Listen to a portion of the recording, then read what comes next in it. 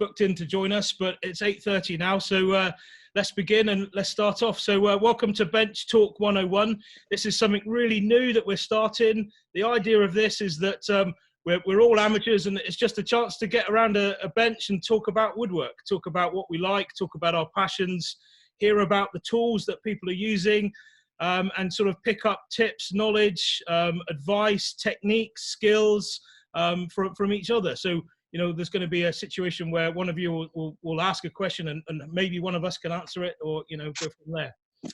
So tonight we've got Jim and we've got Richard, and we're going to have this interesting talk all about staircase saws. Now, for me, staircase saws, up until Jim started posting them for the charity auction, I had no idea what a staircase saw was. And I'm looking at this piece of wood, and it's kind of like, well, I don't even understand it. You know, I couldn't even see the teeth in it. I couldn't see the blade in it or anything. And as he's been making this copy, you can then see how it's growing. And you know, if you're following on Instagram, you can see it all there working. So I'm going to say no more. I'm going to pass over to Jim. A few rules. I think the best thing to do is if we all go to mute, that means, and then if you click on speaker view, that means that you'll see Jim in large, and then you can then, you know, really appreciate what he's doing, because he's going to do a bit of a demonstration. He's going to show the product, show the saw, talk us through it and what's all going on. And when Jim's finished, Jim's going to introduce then Richard, and Richard's going to talk us about the history about staircase saws. And I'm going to attempt to try and do a slideshow to talk through it there. So I'm gonna pass over to Jim, and good luck, Jim. Hello, everybody, and good evening. And I'll start this off by just saying that the plan is to. Are you receiving me okay there, Geoffrey? I've got you still on the screen, even though I'm talking. I don't know how. Can I see a tiny picture of me? But let me just go back to gallery view. That's better. Right. So this all started with a guy called Ted Cole, who's actually on Unplugged Woodworker Group, and that's where I met him. He's out in Bristol, and he's an avid tool collector. He has absolutely some fantastic tools, and I think he's got about 5 chests, and he sits on most of them in his lounge. And he showed this picture, and we were trying to get the pictures to work, but unfortunately they didn't tonight. But there was a beautiful picture of a strange object, a cross between a saw and a plane, that was sitting on his chest, the latest chest that he's got. And I said to him, "What's that?" And he said, "It's a staircase saw." And I said, "It's beautiful." And he said, "I'll send it to you. It's on loan for the museum, the little tiny museum, part of which you can see behind me, that I run. And it's on loan to me so that I could copy it, because I thought, I want to copy that. It's most unusual." And that's where the journey started. So he sent me this, and here it is. Now, it looks like, and Alfie's coming to help me. It has the handle of a saw and a body, and then you have a blade. Now, this blade is pretty aggressive, and it's a sawtooth, obviously, but there's no rake on it, so it presumably can be in either direction. And it has 2 dual depth stop adjuster, because it has a long depth stop along the bottom. I'm going to try and catch the light. There you go. And so you adjust the depth of the saw this way. Now, I didn't know what it was used on. I just liked the beauty of it. And my idea was just to copy it, and then find out, research more about it. So the plan, Geoffrey, a slight change to your order there, is rather than pass over to Richard after I've said everything, that's about all I know about staircase saws. I prefer to sort of pass over to him now so he can explain the use of this saw, and then that links in to what I researched, and also the copy, and how the copy has changed from this one in a very minute way, so that it can be of more interest to people. The idea is that the copy of this was to be made for Richard's auction. Now, a lot of the people here I know are aware that Richard does this event every year on June. It was to be June the 6th, Saturday. Unfortunately, because of this slight bug that we've got around, we've had to cancel that. And we decided pretty early that we would cancel the auction as well, because basically the bidders didn't have any disposable income to buy the lots that we've got. We've got up to about 40 lots, including the copy of this one. So, but we didn't want to let the charity down, and so we decided to continue with the Just Giving page for donations and to give it some encouragement to donate. Start a prize draw, and initially it was going to be the copy of this saw, and then one person would win it if they donated any amount, $1, $100, it didn't matter. That was the plan. And then Bill Carter of the Beautiful Plane fame said, I'm going to donate something as well. And the mitre plane that Richard's holding up, if I stop and you just say hello, Richard. Hello there. Yeah, there you go. Or if you go on to gallery view, that's my tiny little mitre plane that we've also got. Richard will show it in a second. And also, Richard will also be showing something that he's donated as well. So I'll let him talk about that. So that's how it all started. That's how I started copying this. And halfway through, I said to Richard, what does this thing actually do? You know, how does it make a staircase? And it's at that point, Geoffrey, that I really think that Richard is the expert. So I'll hand over to him and he can go through some of the history and some of the practice, and then pass back to me when we're done. Is that okay? Okay. Do you want to carry on now then, Geoffrey? Is that all right? Yeah. I don't know whether Geoffrey can add slides at this point or not. Can you hear me, Geoffrey? Yeah. Yeah, sorry, I muted myself. I'm just going to add the slides now. Yeah. They're just coming through now. So you should see this. If you can just put the photo up first. Yeah. That's great. Everybody see that okay? Yeah.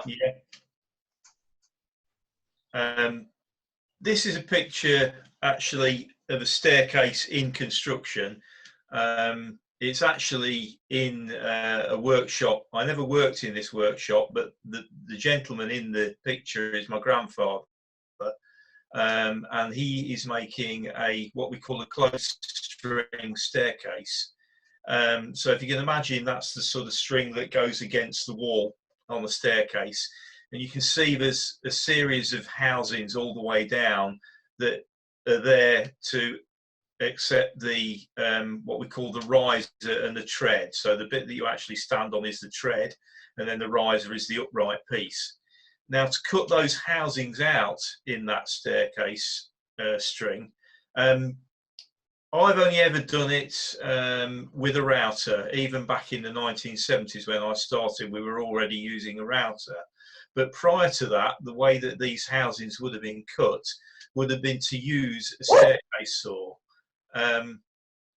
Now, you would, if you can look at the top of the housing, there's like a round aperture. That would be where the bullnose of the tread went. What you do first is to drill a series of holes at a set margin from the top of the string, like probably usually about an inch hole with a brace and bit, and that gives you an end to run the saw into. So if you can imagine, it's like a stopped housing. You've created an aperture at the end, and you would then mark out with various templates the actual housings, and you would use the staircase saw to cut either side of that housing to form the edges of the housing. And that's why you need that long depth stop, because you want to very accurately cut that housing to, it's usually about a ½ an inch deep housing. So that's what the saw actually does. Once you'd sawed that either side of that housing, I would imagine they would probably use a large paring chisel or just a normal chisel and roughly chop out the waste between the two saw lines. And then I would imagine that they used what I call an old woman's tooth, which is actually a wooden router.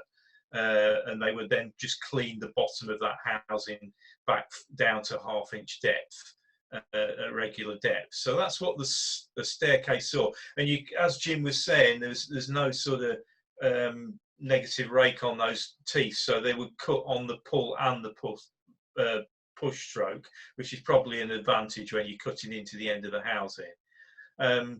Well, Jim says I'm an expert. I've never used one, and Jim will probably tell you they are extremely rare in the UK.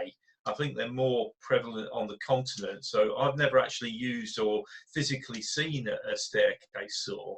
It is pretty much a forgotten tool. But if Geoffrey could put up the second slide, that might show a little bit. That gives you a little bit more idea of the treads and the risers, and you can see that the actual aperture that the tread goes into is not a parallel slot, if you like, trench for the tread, because what you actually do is you drive a wedge underneath the tread and up the side of the riser when you assemble the stairs, and that's what actually holds it all together. So that's pretty much what they were used for in stair making, but I think I should now probably pass back to Jim to explain why it could be more than a saw for just staircases.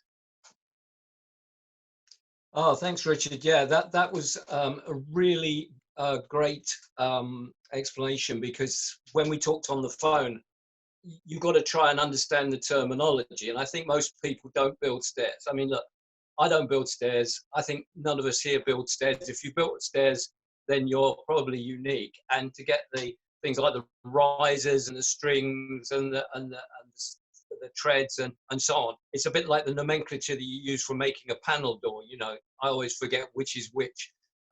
So it's important to understand basically what it was really for right at the very beginning, historically.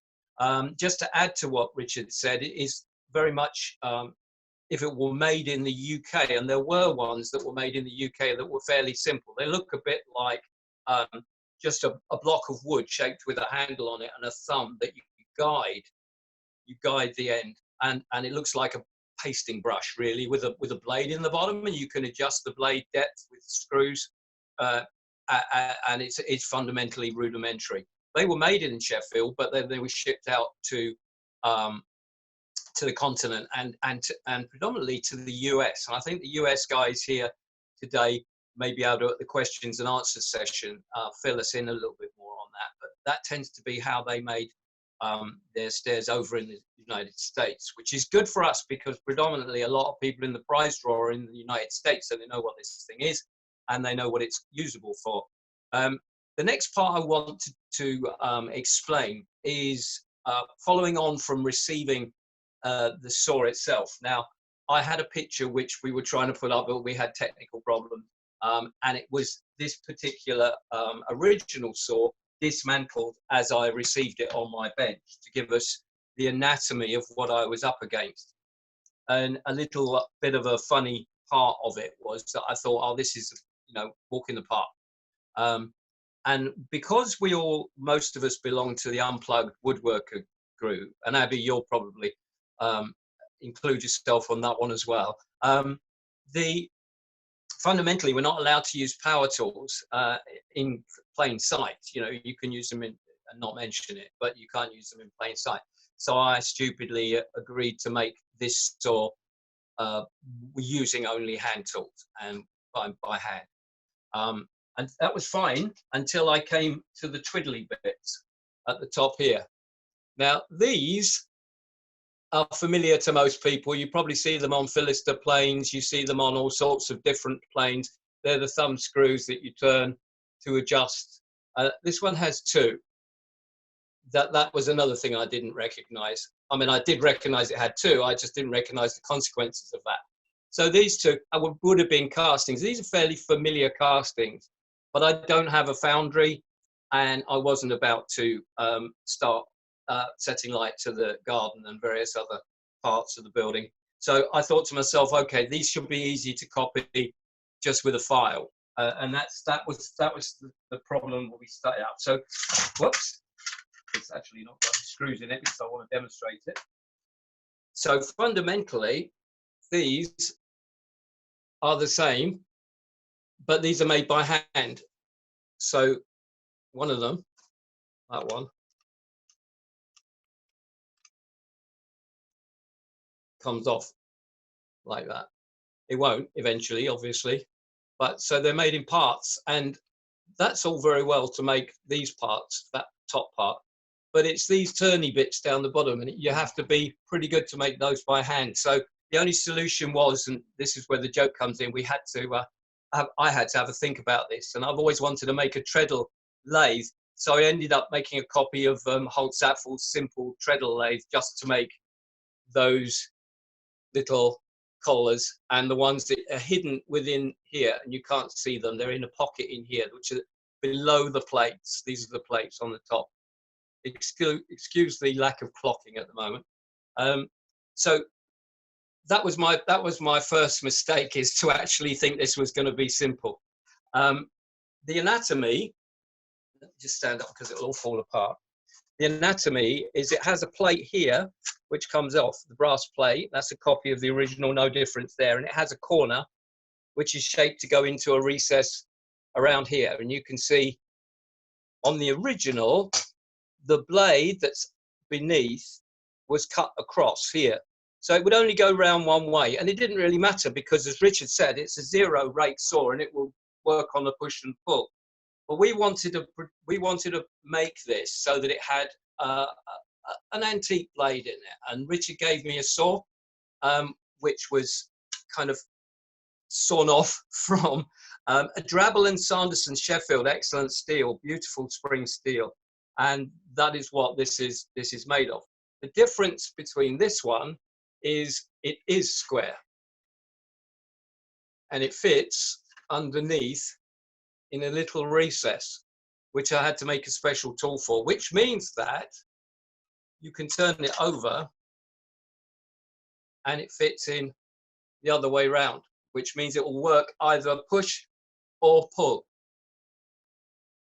And it's a cross-cut tooth pattern, which Richard and I discussed, and we felt that because most of the cuts on that board that you're cutting to give the staircase string are actually cutting at 45 degrees. So it would work better if you could turn it round, and when you pull on the saw, you're pulling the sawdust out of the kerf, away from the bullnose end, and it doesn't build up within the kerf. And that's the whole idea of this particular design.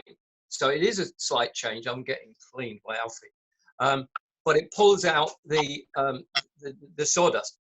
And then I thought, okay, let's go and have a look at staircase saws research on Google. And there were a lot of conversations about, yes, you can use these saws.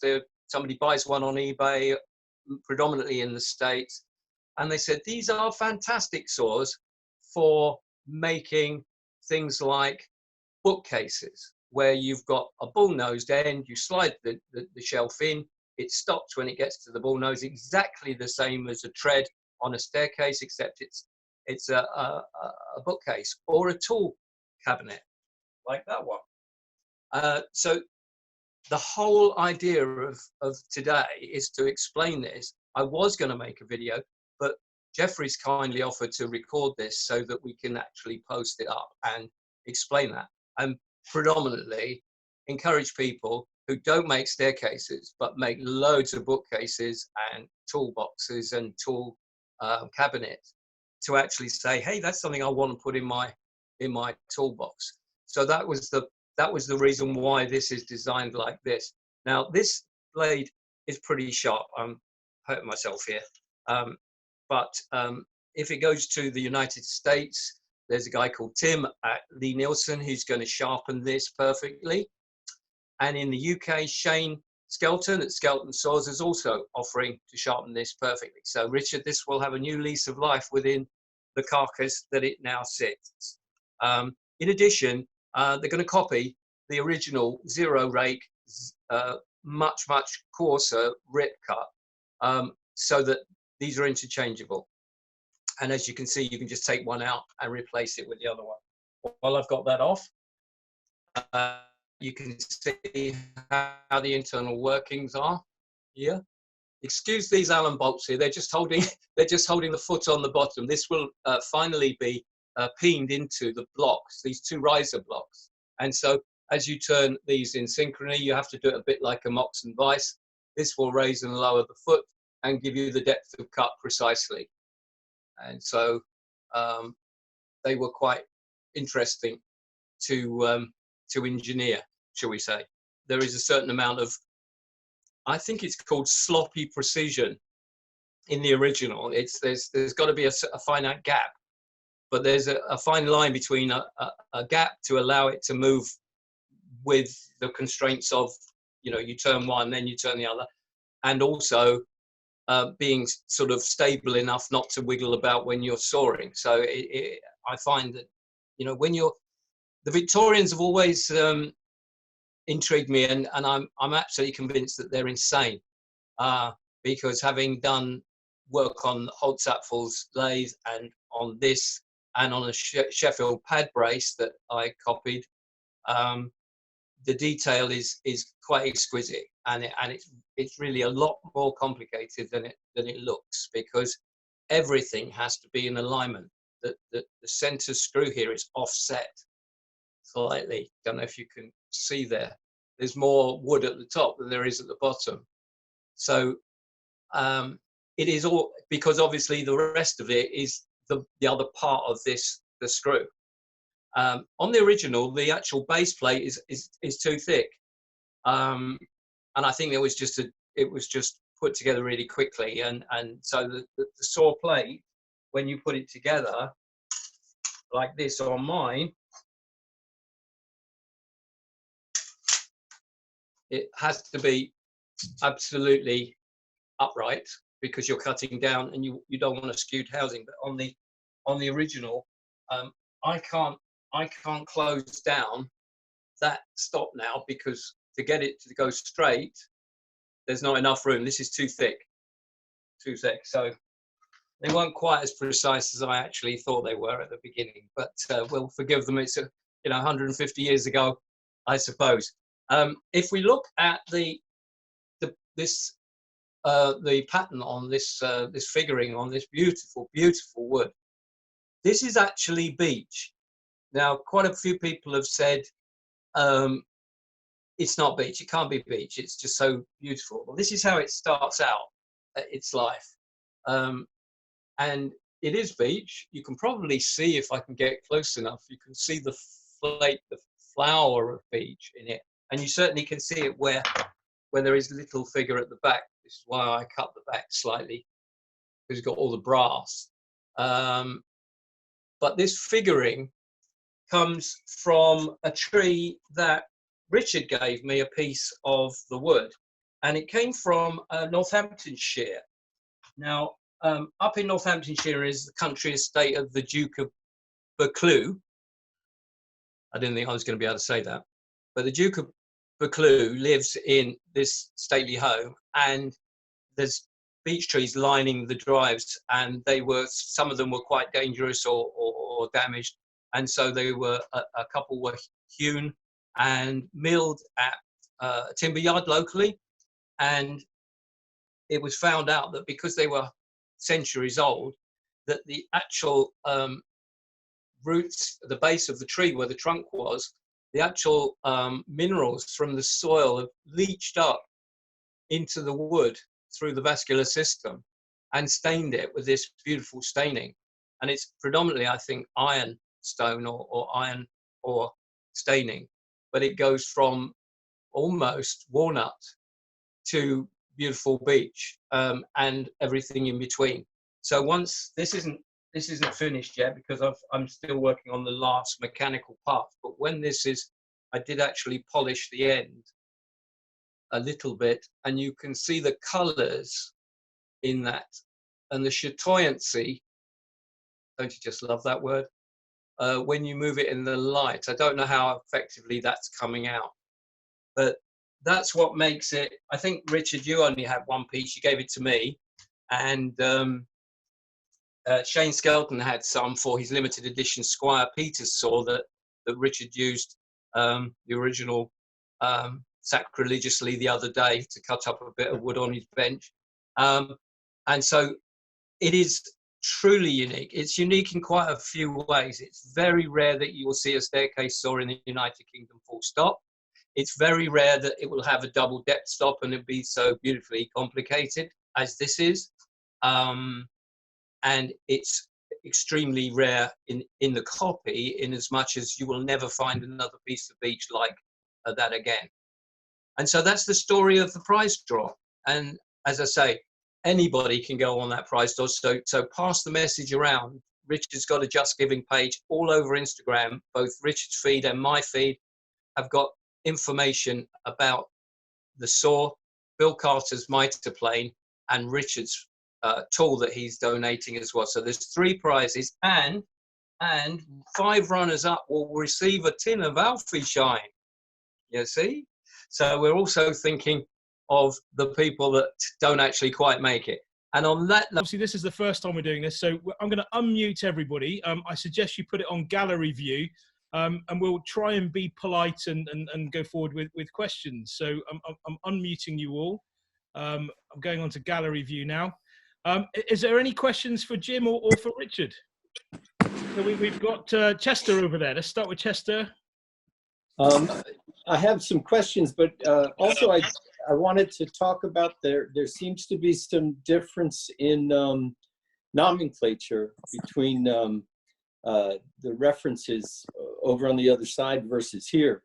The first is that we refer to, where we have been referring to these strings, we refer in the States to them as stringers, which are the side pieces Right. that the stairs go in. And at that point, I want to say that actually one of my first jobs 40 some odd years ago was cutting out stringers, and I used a staircase saw, or that we're calling that. That's the other point.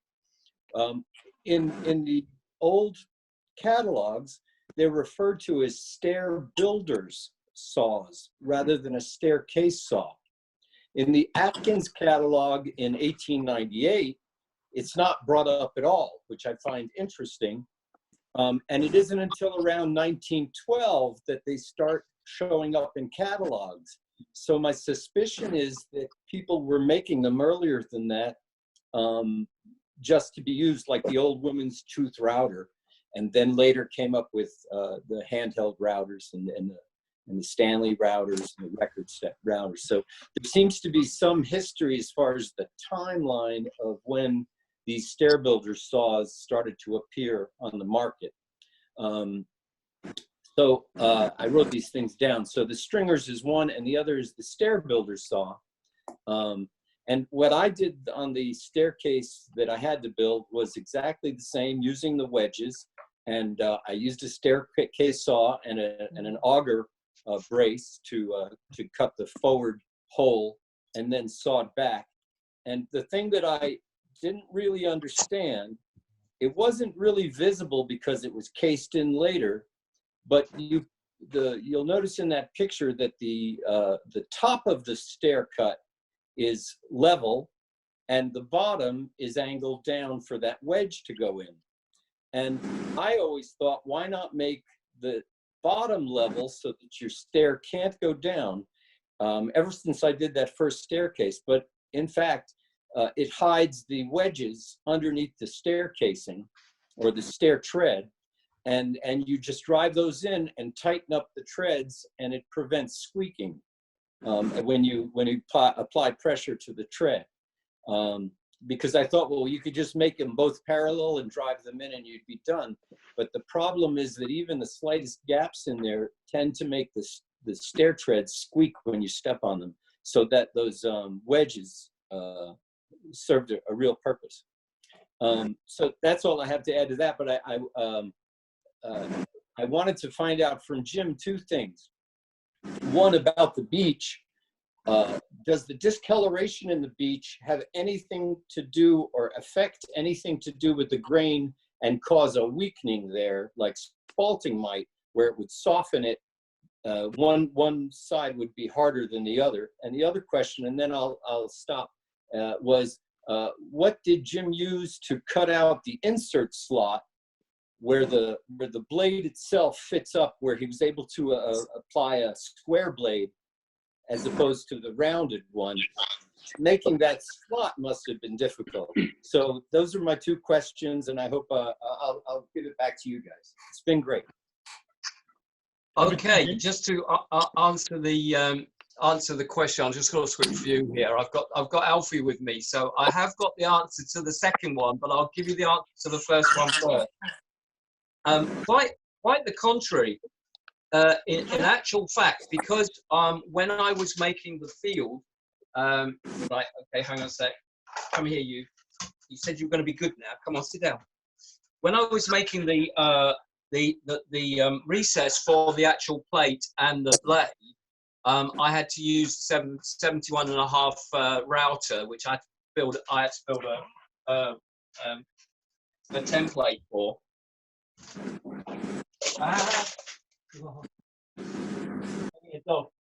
This is what I have to work with, by the way. I have to work, do all this delicate work with this apprentice here. If you're going to go and sit over there, go and sit over there now. Go on, move. I had to make this up out of MDF, which had the right thickness so that I could cut that 4mm recess for the blade. And once I'd done that, while I was doing that, the router cutter, which was sharpened pretty sharp, when you were outing something, you can tell if the wood's harder or softer. When I got to the part that was the walnutty part, this part here, it was definitely harder. It actually performed just like walnut. So I would say that the staining actually reinforces, which would make sense. I mean, it's iron coated, this stuff, but it's not sported at all. And if you look at it, I don't know if I can get it close. This is an offcut. It's not sported at all. It has cracked a bit since I put this offcut in the workshop, but that's a shake at the end of the board, which I ignored anyway. And on the second question, you see, I tidied up my workshop so it all looked good, but I actually put away, so bear with, because it's quite an interesting question, if I can find it. That must have taken quite a while to tidy that workshop up. Do you know what? I'm still suffering, and I don't know what I've done with it. It's here somewhere. There's a chisel. Okay, so what I did was, if you go on to all of the various postings, I think we're up to number 13 now on the. No, I can't find it right at this moment in time. I'm sorry about that. It's basically a handmade chisel that is a side chisel, so it sits itself down. So you used it like a mortising chisel on the side? Yeah, I use it as a mortising chisel. I don't know if you can see the recess itself. So what I did was I put it up against one wall and tapped it, and it cut in. Then I put it this way and tapped that way, and just cut out steps all the way till it made a corner. And now it fits perfectly like that in the corner. It hides under there. I also have a Japanese saw that was given to me for Christmas. It comes from somewhere posh in Japan, one of these hand forged things. And it's very, very, very fine curve. So when I'd finished cutting out most of the waste in that corner, I then cut a tiny, tiny little slot in the heel. So not only does it slot into the corner, but it also registers in that it won't move in that corner either. So there is a channel that it slots into, so that won't fall out at all. I've no idea whether that makes it any better. It just looked posh. So if you go on, Chester, onto one of the articles, I think it's probably around about 7 or 8 of the staircase saw build on Unplugged Woodworker Group. There's a complete article on how that chisel was made, and really was just basically just a bodged together job. I actually hardened it in the kitchen. My wife wanted to know what I was going to do with the blowtorch, but yeah, so it was just very simple, no handle on it at all, because it has to be flat, piece of 01 tool steel, sharpened at the edge, just like a mortise chisel, and then just tapped gently, just eating it out really. And it was the same thickness as half of the height of that corner. So the plate then goes where it needs to go, which is as a curve. And that's just pure aesthetics. I could have made it square, but it didn't look right. And it wouldn't have been the original, would it? So I hope that answers the question, Chester. Is there anything else you needed? Beautifully. I have one other question that just occurred to me was the way you're applying the brass plate to the wooden saw, to the structure behind it appears to just be wood screws rather than doing some sort of an insert with a bolt through.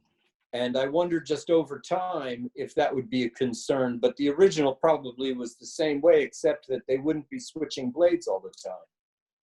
Yeah, I mean, the original, it's just 3 screws. Just 3 screws. And so you've gone to 2, right? Am I correct? I've gone 3, exactly the same, except their screws are asymmetrical. So the center one to the rear is different to the center one to the front. So it will only go round that way. I had to make absolutely sure that my center one was equidistant to both of them. Otherwise, when you flip it over, it wouldn't fit.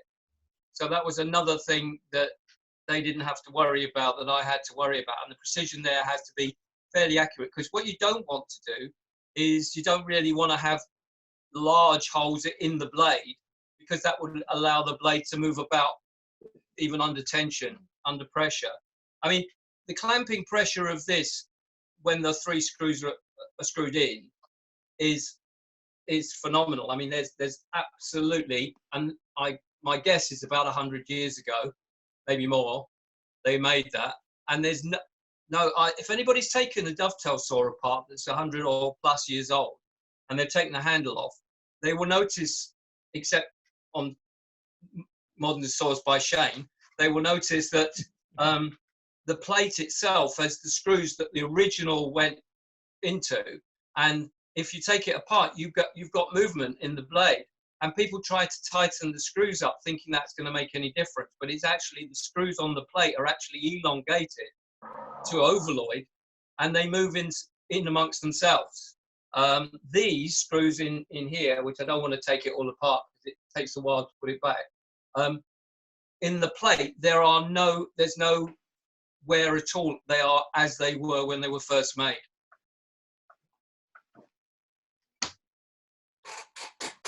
Brilliant. Thank you. That answers all my questions. It's brilliant. I think it's wonderful. That's good. Anybody else like to ask another question? Is the staircase saw an English invention, or did it come over? Can you repeat that? Is the staircase saw an English invention, or did it go over from the States, or did it go over to the States from England? I think most of, certainly this one and the ones that I've seen in the Dictionary of Tools by Salomon indicate that they were made in Sheffield and across the UK, Birmingham, I presume, and then they were mostly shipped overseas. Now, what the British staircase makers did, I don't know why they didn't take them up, but I have seen in toolboxes some of the cheaper versions, the one which looks like a pasting brush. If you Google staircase saw, you will see that one. You'll also see this one, because it was the 2019 top saw design photograph of Pinterest. So when Ted got this, it was already famous. So every time I go and look for staircase saw and I look at images, it comes up with this one and the ones that I'm talking about. And you see them. I mean, they have this handle at the front, which apparently isn't a handle. It's like a horn, and you put your thumb on it, and you hold like a pasting brush. So, because there's very little room, I presume, to manipulate when you're trimming things underneath the staircase, if you're doing it there, using it there. I don't know why it's designed like that. That seems to be the prevalent design. Yeah, that's the one Chester's got up now, isn't it? Say again? Chester's got a diagram now. Is that the one? Has he? I guess I have to speak to make it come up, but I didn't want to interrupt. Oh yeah, that's exactly the one. But a lot of them don't even have the handle at the back. That's too posh. Yeah, that's a posh one. So the iteration seemed to be that the simple block of wood to that one, to this one, and I honestly think this one is fairly. I've never seen another one, and everybody I've spoken to has never seen another one either. I've never even heard of them till a few days ago. Till you started talking about them. Never even heard of them. And the one that I used in my first staircase was like this one in this catalog. Almost exactly like it. It belonged to my father, who was a pattern maker. So, but I was, very young when I first used it, but it had that little knob on the front and the handle on the back.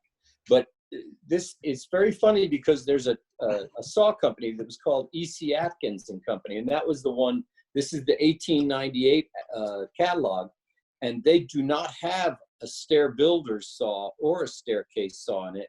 But it's interesting because at the top, the name of the company is E.C. Atkins and Company, but it says Sheffield Saw Works, but it's out of Indiana in the United States. So maybe they got their blades from Sheffield.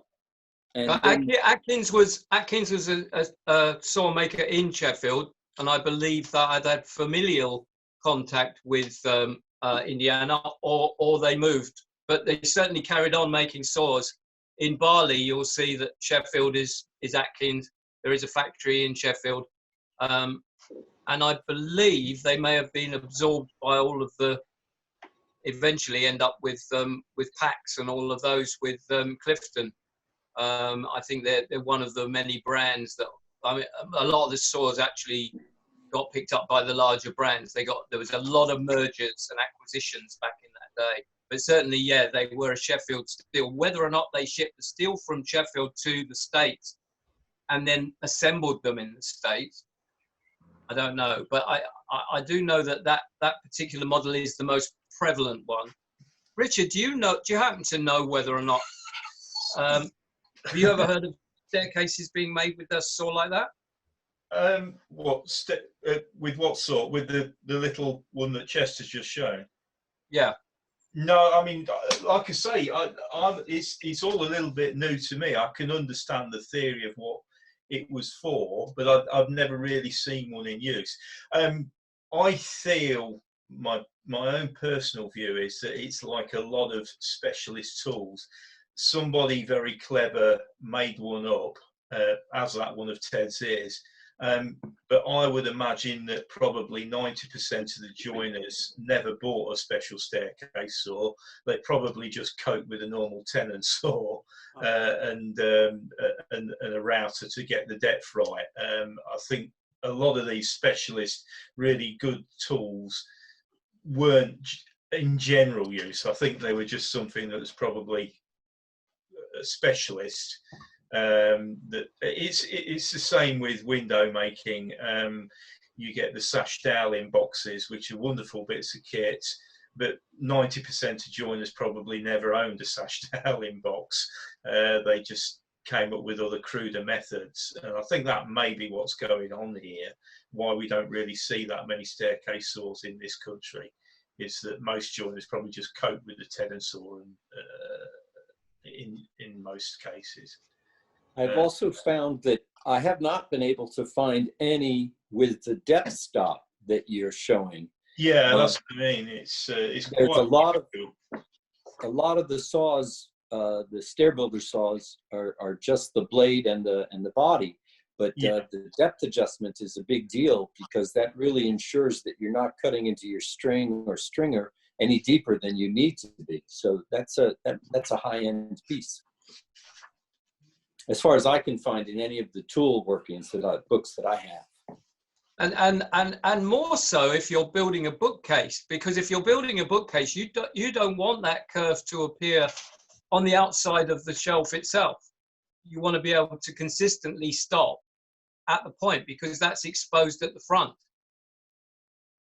Right, and it gives some consistency to your shelves that you're cutting so that they can all be cut to the same length. Because if one goes in an 1/8 inch deeper, then your shelf would go back and forth. So you want the precision in that. I quite like the thought that with yours where you can turn the blade around and do it on the pull and the push. You can pull the sawdust out of the cut as well, can't you? Exactly. That was what was proposed in an article I read online, and there were another couple of uses which were again a little bit niche, but certainly I've seen a similar type of arrangement on Ryoba saw in Japan, where you've got a double blade Japanese Ryoba saw, and you've got a fence which goes up and down, and you can actually, I've used one myself, I've got one myself, but that's the only time I've seen that type of depth stop on a plane. I think from going back to what you said earlier, Chester, of the appearance in catalogues, that's a good chance to actually make a reference as to when when it emerged.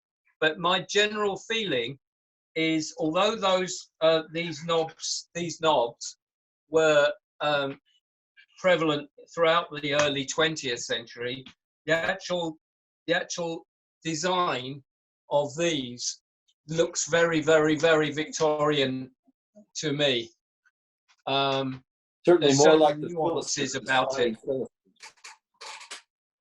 I mean, that directly looks just like the sliding filisters, the wooden sliding filisters that are older than this. But that's why I think that maybe some craftsmen came up with the concept that you're mimicking, only because I haven't found them mass produced.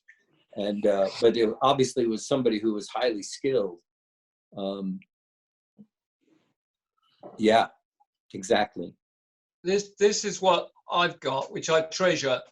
I feel that it actually deserves a home, but since I only had one, and this one is really butch. I mean, this is formed out of one casting here, and it really compared with the other one, this looks quite early. I know, Richard, you've got some 18th century planes with a similar mechanism, haven't you? Or didn't they come out until after that? No, they were made in the 18th century. Funnily enough, the 18th century ones always tend to be a little bit smaller than the 19th century ones, a little bit more delicate.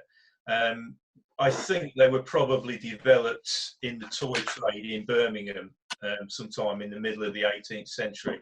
The earliest one I've got is datable, is on a plough by John Rogers, who died in 1768, I think. So it's got a predate 1768.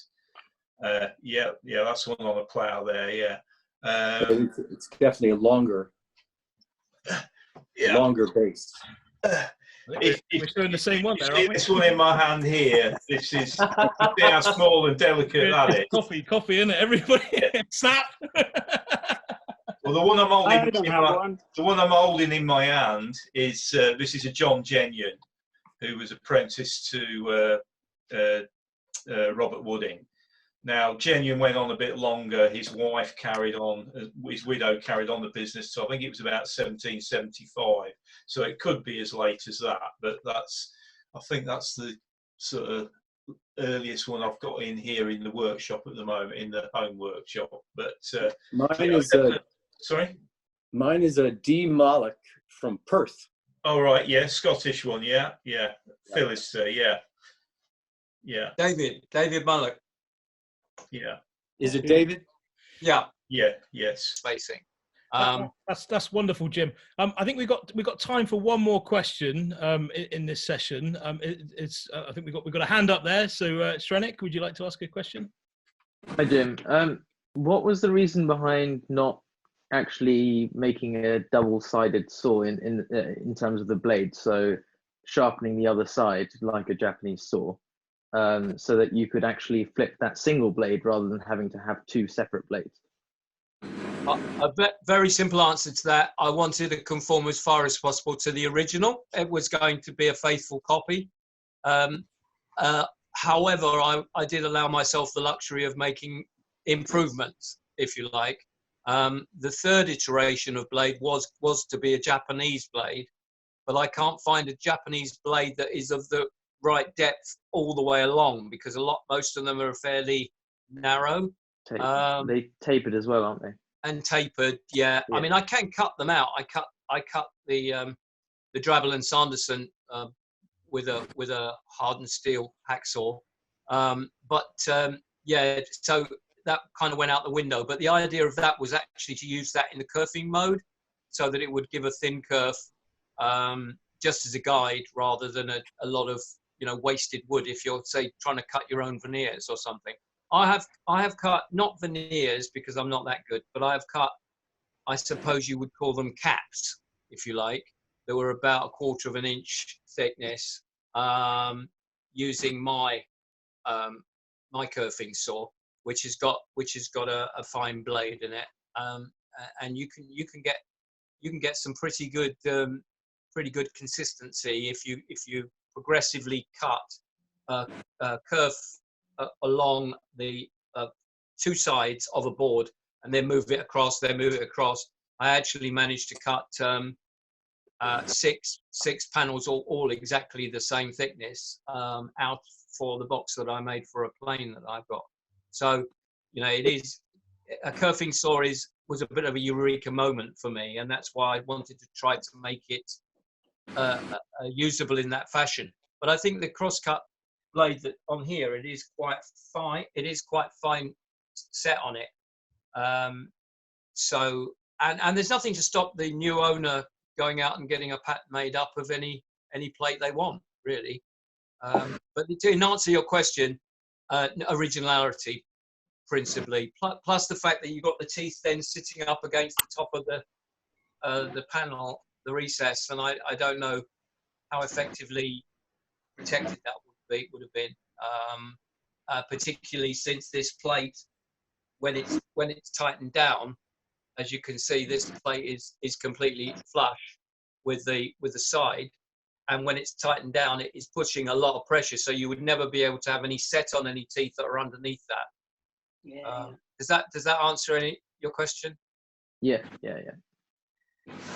Brilliant. Well, that's been a fantastic demonstration of what a staircase saw. I must say, I had no idea what they were for, and then obviously now seeing the pictures that Richard's gone through, you can really understand, what they're used for, and I think the skills that you've put into that, Jim, to make that is just amazing, absolutely amazing.